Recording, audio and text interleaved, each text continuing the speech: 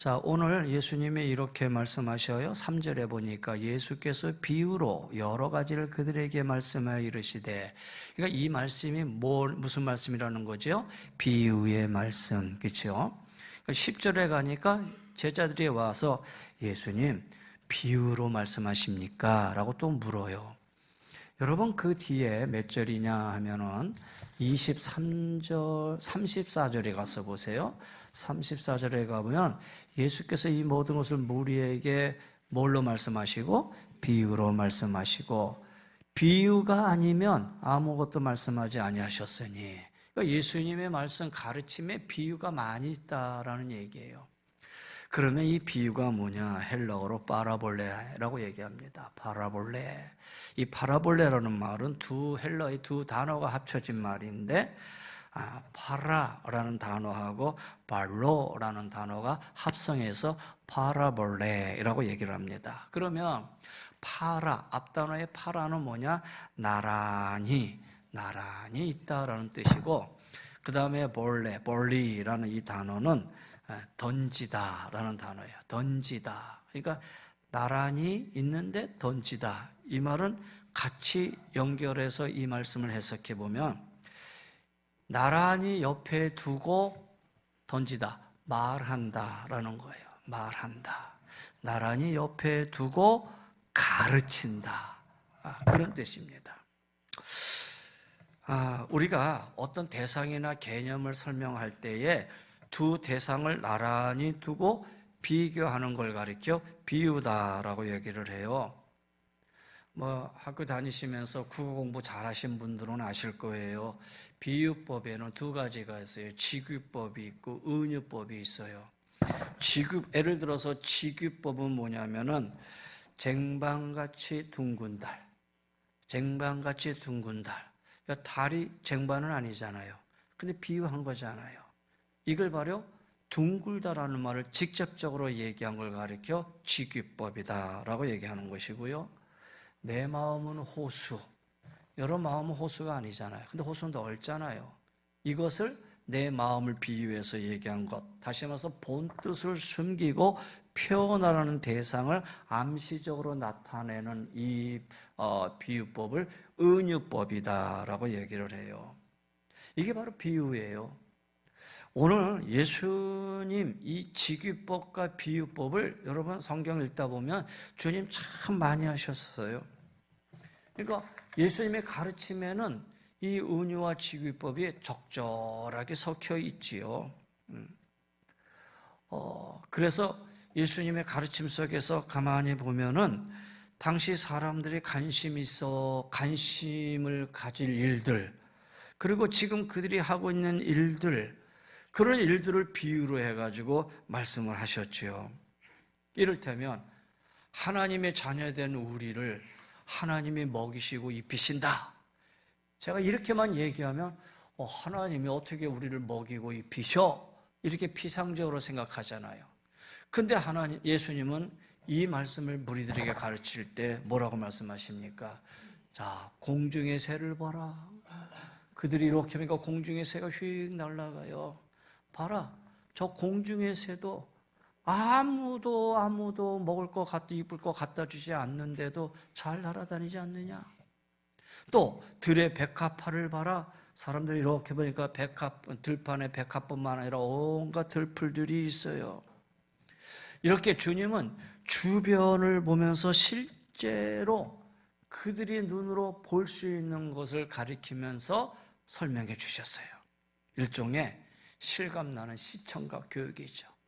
우리 주일학교나 영어 유치부에서 아이들을 가르칠 때 이 시청각으로 보여주면서 가르치잖아요. 그냥 선생님이 말로 하면 잘 안 들어요. 막 산만해요. 그런데 보여주면서 가르치면 아이들이 집중하잖아요. 바로 주님이 그 당시에 주로 농업이나 어업이나 목축업이나 이렇게 일하는 그들을 향해서 적절한 비유법으로 그들에게 가르쳤지요. 그런 의미에서 참 예수님은 탁월한 설교가고 탁월한 교사였지 않았나라는 생각을 하게 돼요.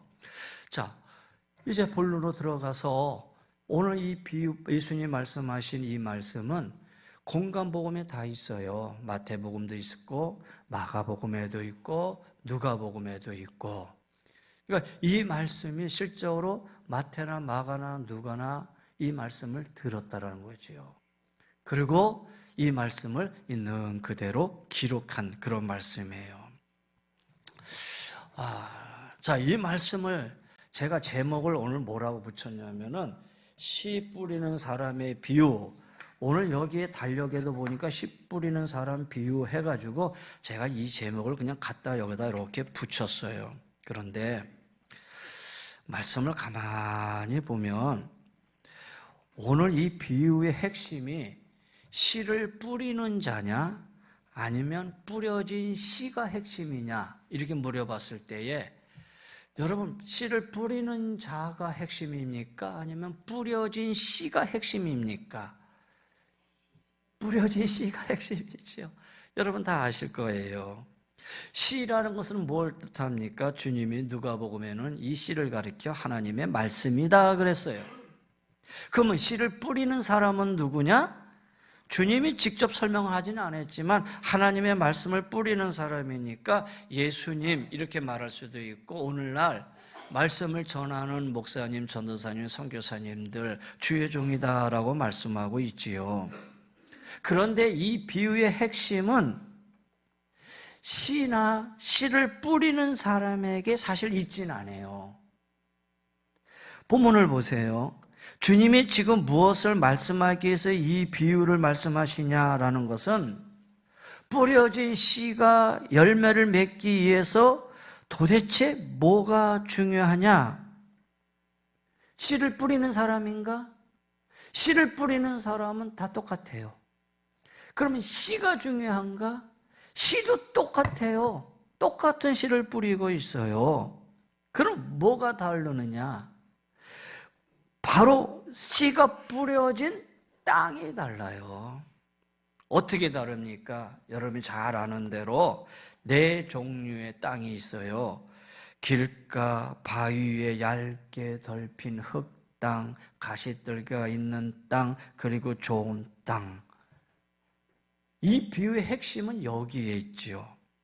씨도 똑같고 씨 뿌리는 사람도 똑같고 그런데 땅의 종류가 흙의 상태가 여러 가지로 다르다라는 거예요. 그 땅의 상태에 따라서 결실을 맺을 수도 있고 못 맺을 수도 있고 그러니까 이 비유의 핵심은 땅에 있는 거예요. 씨 뿌리는 자, 씨 거기에 있는 게 아니라 땅에 핵심이 있는 거예요.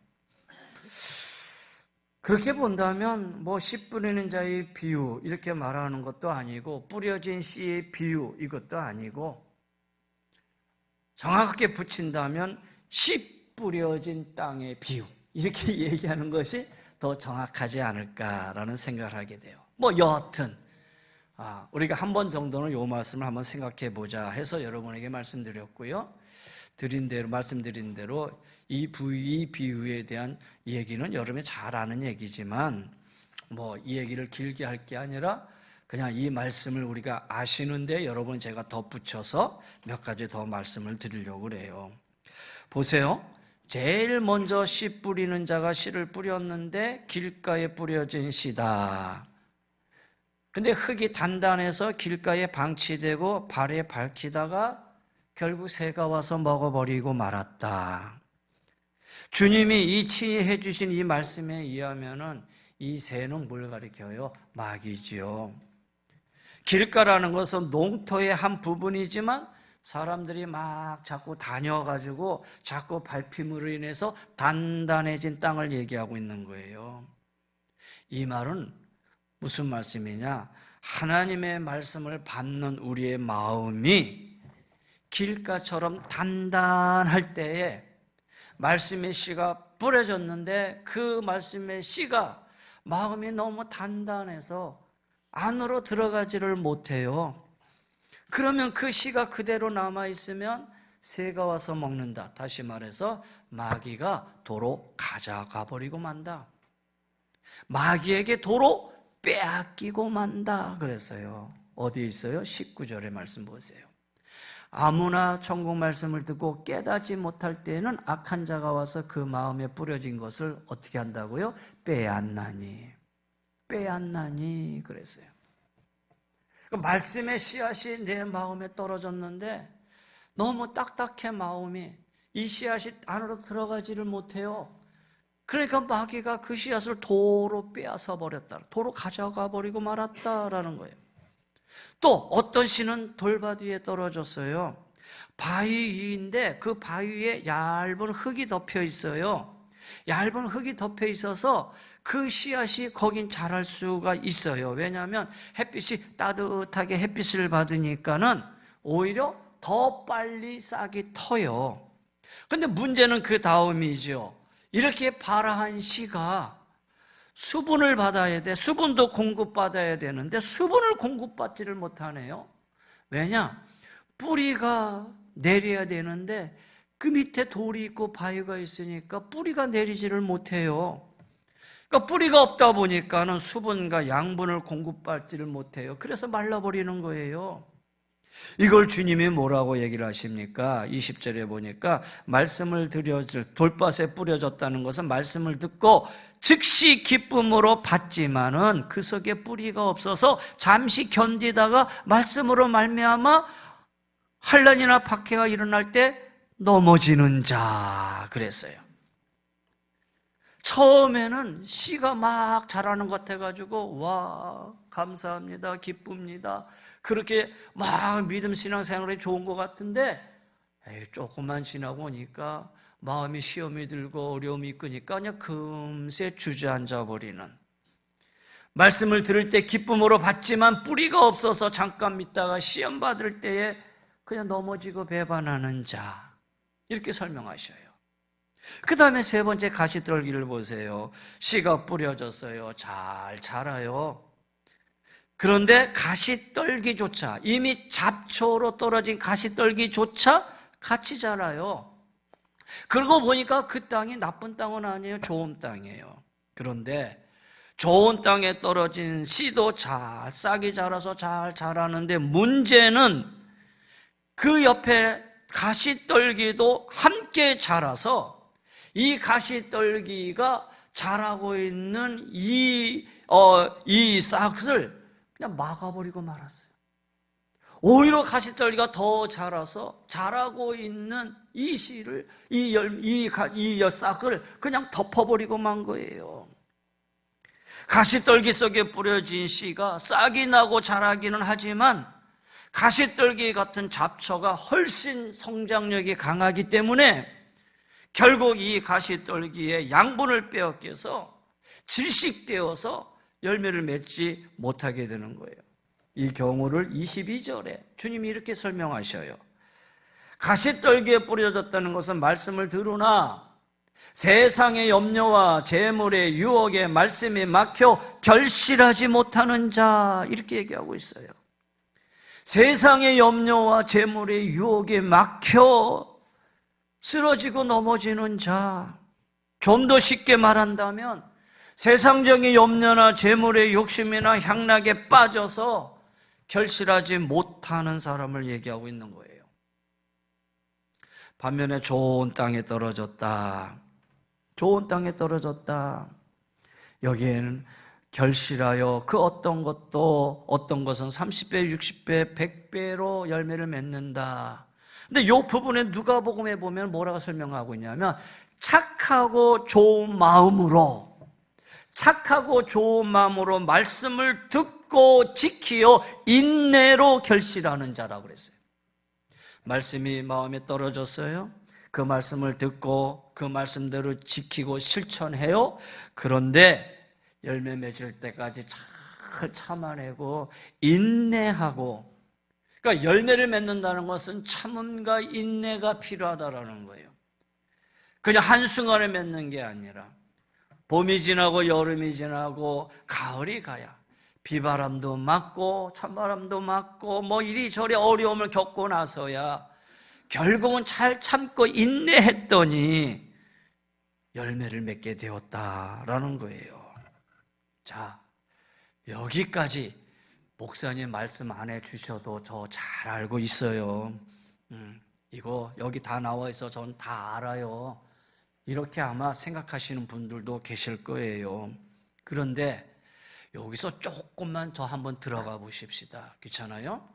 조금 더 들어가 보시면은 자, 이런 거예요. 우리가 과연 이 비유의 뜻을 완전히 이해하고 있는 걸까? 무슨 얘기냐면요. 우리가 여기서 눈여겨봐야 할 내용이 있어요. 자, 오늘 제목에도 나와 있지만은 이 비유에 나오는 땅이 이 네 가지가 각각 다른 흙이냐? 아니라는 거지요. 그렇잖아요. 흙은 다르지 않아요. 길가 땅이나 가시떨기 땅이나 바위 위에 있는 땅이나 좋은 땅이나 흙의 종류가 다른 게 아니에요. 다 같아요. 또 씨 뿌리는 사람이 길가에 뿌린 사람이 따로 있고 돌짝밭에 뿌린 사람이 따로 있고 가시떨기에 뿌리는 사람이 따로 있느냐? 그것도 아니에요. 땅은 다 좋은 땅이에요. 그래서 씨도 똑같고 그 다음에 뿌리는 사람도 똑같아요. 같은 사람이 같은 날 같은 장소에서 똑같은 씨를 뿌리는 거예요. 그렇죠? 씨를 뿌리는 사람이 충청도 당진의 어느 한 자기 밭이라고 생각해 보세요. 그 밭이 그 농부의 밭이에요. 그런데 문제는 이 뿌리는 사람이 뿌리는데 뿌려지다 보니까 문제가 생긴 거예요. 무슨 얘기냐? 이스라엘 사람들이 팔레스타인에서 씨를 뿌릴 때 농부가 씨를 이렇게 한 묶음 져가지고 휙휙휙 뿌리는 경우도 있지만 대개는 씨앗을 자루에다가 넣어가지고 작은 구멍을 냅니다. 그래서 이 작은 구멍을 내서 이 자루를 가지고 사람이 다니거나 아니면 짐승에다가 싣고 여기저기 다니면서 씨를 막 뿌리는 거예요. 아주 세밀하고 조심스럽게 좋은 땅에만 뿌리자 이렇게 뿌리는 게 아니라 뿌리는 사람이 그냥 다니면서 여기 씩씩씩씩 뿌리는 거예요. 자루에다가 구멍을 내서 휘 흔드는 거예요. 그러니까 가다가 밭은 자기 밭인데 그 밭에다가 그냥 여기저기 막 흩뿌리는 것이죠. 막 이렇게 흩뿌리다가 보니까 문제는 어떤 씨가 엉뚱한 데 떨어지기도 한 거지요. 그래서 어떤 씨는 이 신의 밭 중에서 사람들이 농토로, 이 농부의 밭 중에서 농토로 사용하고 있는 그 길에다가 그냥 뿌려지기도 하고, 어떤 씨는 돌이 있는 곳에 안 좋은 땅에, 어떤 씨는 가시떨기가 자란 곳에 떨어지기도 하고. 보세요. 다 같은 밭이에요. 분명히 흙은 다 같은 좋은 흙이에요. 근데 뭐가 다르느냐? 흙의 상태가 달라요. 흙의 상태가 달라요. 첫 번째 땅, 여러분 길가라고 했지만 본래 길가가 아니잖아요. 거기도 분명히 흙이 있어서 좋은 땅이에요. 좋은 흙이에요. 근데 사람들이 자꾸 밟아서 다니다 보니까 단단해졌다라는 거예요. 그러니 아예 땅 속으로 씨가 떨어져도 들어가지도 못하고 뿌리가 내리지도 못해요. 두 번째 땅 보세요. 거기도 좋은 땅이에요. 좋은 흙이라는 거예요. 흙. 좋은 흙인데 문제는 그 밑에 돌이 있는 거예요. 돌이 있어서 뿌리를 내리지 못하는 거예요. 세 번째 가시떨기 있는 그 땅도 좋은 흙이에요. 그런데 가시떨기가 함께 자란 바람에 결실하지 못해요. 다시 말해서 하나님이 우리 마음의 밭의 성분을 그렇게 완전히 다르게 만들지 않았다라는 거예요.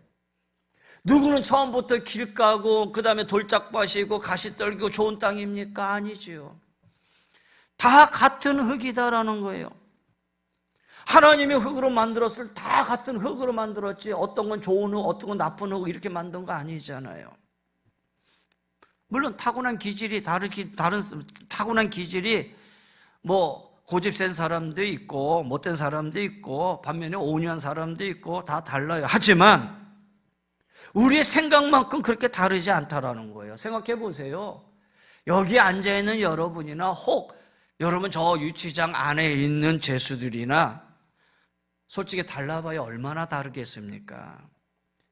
거꾸로 얘기하면 여러분이 선해봐야 얼마나 선하다고 말할 수 있겠느냐라는 거예요. 반면에 저들을 향해서 악하다고 얘기할 바야 얼마나 악하겠느냐라는 거예요. 왜? 다 똑같이 흙으로 만든 존재인데 같은 흙을 재료로 만들었기에 다 고만고만하지 크게 다르지 않다라는 거예요. 여러분은 금으로 만든 거 아니잖아요. 은으로 만든 거 아니잖아요. 다만 뭐가 다르느냐?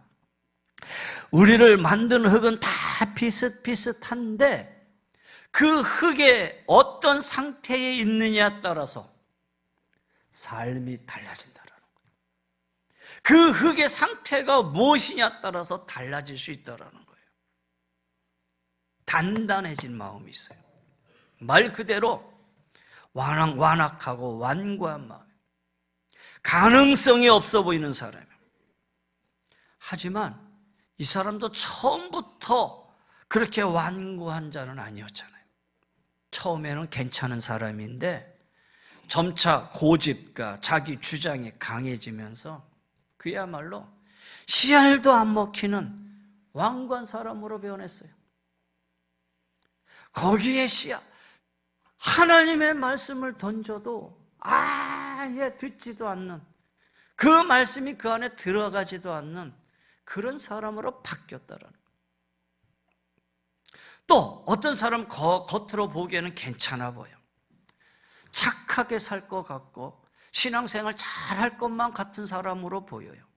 그런데 그 속에는, 그 보이지 않는 이면에는 단단한 길가의 흙보다 몇 배나 더 단단한 바위가 그 안에 들어있어. 길은 보이기나 하지 단단하게. 근데 이 사람은 보이질 않아. 겉으로 볼 때는 착하고 겉으로 볼 때는 순진하고 겉으로 볼 때는 신앙생활도 잘 할 것 같은데 그 속에는, 보이지 않는 내면에는 단단한 바위가 들어있어. 그냥 그 좋은 흙이 그 위에 살짝 덮여 있을 뿐이에요. 그러니 이 사람의 본질은 그 살짝 덮인 흙이 아니라 그 밑에 있는 바위에 있지요. 이런 사람 복음을 받아들일 수 있겠어요? 아니, 받아들여요. 왜? 흙이니까. 오히려 남들보다 더 빨리 은혜 받았다고 말하고 더 빨리 믿음 생활을 한다고 얘기를 해요. 근데 문제는 잠시 확 피었다가 뿌리를 내리지 못하고 꺼지는 신앙이 되거나, 그래서 평생 신앙의 뿌리를 내리지도 못하고 고만하게 예수 믿다가 그의 인생이 끝나거나, 오늘 주님 말씀하신 대로 조금만 시험을 받으면 시들어버리고 마는 신앙이 되고 말거나, 주변에 많잖아요. 주변에 많아요. 신앙생활 잘 할 것 같은데 뭔가 조그만 시험이 있고 어려우면 금세 넘어지고 쓰러지고. 문제는 그 안에 그런 바위가 있어요. 또 어떤 사람은 정말 좋은 토양을 가지고 있어요. 그 속에서 하나님의 말씀이 정말 무럭무럭하게 자라요. 문제는 이미 그 마음의 자리 잡고 있는 가시떨기가 문제죠. 이 가시떨기 씨앗이 나중에 난 것이 아니라 이 본래의 씨앗이 떨어지기 전부터 그에게 가시떨기가 있었던 거예요. 무슨 얘기냐? 사람은 누구나 마음속에 타고난 가시가 있기 마련이에요. 그래서 모난 마음들, 남을 막 찌르고 상처 줄 수 있는 부분, 여러분 없다고 생각하십니까? 누구나 다 있어요. 또 사람이라면 누구나 잡다한 생각을 할 수 있다라는 거예요. 그런데 그 위에 복음의 씨가 뿌려졌어요. 정말 옥토와 같은 사람이라면 나중에 뿌려진 복음의 씨가 더 잘 자라 전부터 자리 잡고 있었던 이 가시 같은 마음과 온갖 잡다한 생각들을 싹 제압을 하고 이걸 뽑아버려야 되는데, 오히려 가시떨기가 더 잘 자라서 씨앗을 누르고 기운을 막아서 복음의 씨앗을 열매 맺지 못하게 만드네요. 이런 부분도 우리 주변에 많이 있어요. 복음의 능력과 내 마음속에 본디부터 있는 이 못난 마음들, 잡다한 생각들이 기싸움을 하는데 그냥 후자가 기가 너무 세가지고 그 센 기에 눌려서 복음이 질식되고 마는 거예요. 거기서 헤어나지를 못해요. 그러니 신앙생활 잘하고도 세상의 모든 이러이러한 것에 그냥 쥐눌려가지고 복음의 열매를 맺지 못하고 그냥 주저앉는 사람들. 근데 반면에 마지막 좋은 땅이 있다고 그랬어요. 흙이 좋아서 뿌려진 이 씨는 정상적으로 뿌리를 내려요. 흙도 좋아야 하지만 그 어떤 장애물도 없이 깨끗해야 씨가 아무 방해 없이 잘 자라 100배의 열매를 맺을 수 있잖아요. 우리의 심령이나 마음 상태가 좋은 것도 중요하지만 사실 거기에는 어떤 방해도 없어야겠지요. 내 마음이 완악해지거나 완고해도 안 되지만 나아가서 아무도 모르게, 때로는 내 자신도 모르게 내 마음속에 완고함이나 완악함이 숨어 있어도 안 돼요.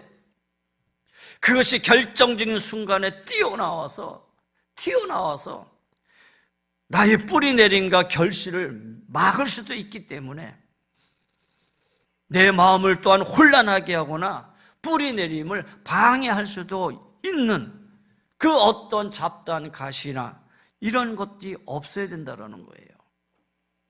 물론 좋은 마음의 밭을 타고난 경우도 있어요. 하지만 때로는 본래 단단했던 내 마음의 밭을 갈아엎고 또 본래 내 안에 단단히 숨어 있었던 이 돌 같은 마음을 다 걷어내기도 하고 또 내 안에 가시가 있어서 자라고 있었던 이 가시를 내가 뽑아내기도 하고, 그래서 스스로 내 길가를 기경을 하고 내 마음의 돌 바위를 끄집어내기도 하고, 그리고 이미 자란 이 가시떨기를 뽑아내기도 해서 내 마음을 방해하는 이 모든 것들을 스스로 다 제거한 자들, 이것이 바로 좋은 땅이다라는 거예요. 자, 말씀을 정리합니다. 여러분, 오늘 말씀을 들으면서 한번 생각해 보세요. 여러분의 영적인 결실을 방해하는 요소는 과연 무엇입니까? 사람마다 다 다르겠지만 혹 내 완고함, 내 완악함, 내 속에 잠재한 쓴 뿌리들, 가시와 같이 찌르는 자세들, 내 마음을 흩어놓고 가리우는 잡다하고 세상적인 생각들, 여러분 이 모든 것들로부터 내 자신이 깨끗해지지 않으면 안 됩니다. 본래 처음부터 좋은 땅은 물론 있겠지만 그건 흔치 않아요. 많지 않아요. 여전히 나는 길가와 같은 존재였고, 여전히 나는 내 안에 바위가 들어있었고, 여전히 나는 가시떨기와 함께 존재했던 자였어요. 그런데 복음의 씨가 들어와서, 말씀이 들어와서 내 마음을 기경하고 열매를 맺기 위해서는 이 길가를 기경을 해야 되고, 이 돌을 골라내야 되고, 이 가시떨기를 뽑아내야 된다는 거예요. 그래서 주님 말씀하십니다. 누구든지 이런 겉에서 자기를 깨끗하게 하면 귀히 쓰는 그릇이 되어 거룩하고 주인의 쓰심에 합당하며 모든 선한 일에 예비함이 되리라. 사랑하는 성도 여러분, 그래야 주님 앞에 쓰임받을 수 있고 그래야 열매 맺을 수 있는 거예요. 사순절을 보내고 있습니다. 그냥 사순절이구나 라고 생각하지 마시고 이 사순절 기간 여러분의 마음의 밭을 잘 돌아보세요. 그래서 나의 마음의 밭을 잘 개간하시자라는 거예요. 여러분, 내 마음을 누가 잘 압니까? 아내가 잘 압니까? 남편이 잘 압니까? 아니에요. 여러분 스스로가 잘 아시지요. 내 마음에 혹시 길가가 아닌가? 나도 모르게 푹푹 완악함과 완고함이 막 튀어나오지 않는가? 말씀을 받기 전에는, 말씀을 받기보다는 처음부터 아니야 하고 그냥 거절해버리고, 말씀이 떨어졌는데 처음부터 아예 강한 부정으로 그냥 걷어내버리고 있지는 않는가? 또 내 마음에 돌이 있어서 말씀이 와서 은혜가 되는 것 같은데 뿌리 내리지 못하고 늘 허전하게 살고 있지는 않는가? 또 말씀이 내 안에 들어와서 내가 신앙생활하면서 잘 자라는 것 같은데 뭐가 이렇게 염려와 걱정과 근심이 나를 짓눌려서 거기에 그냥 맥없이 나는 무너지는 신앙의 삶을 살고 있지는 않는가? 여러분 한번 사순절 돌아보셔서 우리의 마음의 밭을 잘 개간함으로 주님이 기뻐하시는 신앙의 열매들을 많이 맺고, 오늘 주신 말씀처럼 어떤 것은 30배, 어떤 것은 60배, 어떤 것은 100배. 여러분, 우리 은혜제일교회 모든 성도들의 가정의 삶의 터전에 더 나아가 여러분 한 분 한 분 삶의 모든 신앙의 삶 속에서 이런 열매로 하나님을 기쁘시게 하고 여러분의 신앙생활 자체가 기쁘고 감사하고 늘 주님 앞에서 나갈 수 있는 그런 믿음의 삶이 되시기를 바랍니다. 할렐루야.